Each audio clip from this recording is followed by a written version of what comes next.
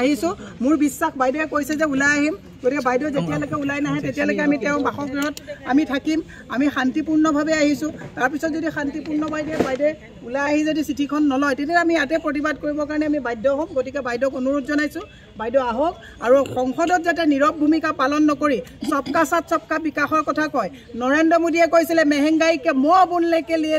মনমোহন সিং তৈয়াৰ নেহি আম আদমি মৰে তো মৰে এতিয়া মই নৰেন্দ্ৰ মোদীক এটা প্ৰশ্ন কৰিব বিচাৰিছো 450 টকাত যেতিয়া সিলিন্ডাৰৰ দাম আছিলে এতিয়া 1200 टका सिलेंडर दाम होल इतना महंगाई इतना ऊंचाई तक जा रहा है तो आप महंगाई का मुँह कब बोलेगा आपका मन की बात बहुत सुन लिया आप अभी जनता का मन की बात कब सुनेगा एक कथा तो संसद जाते कोई नहीं जा बैठे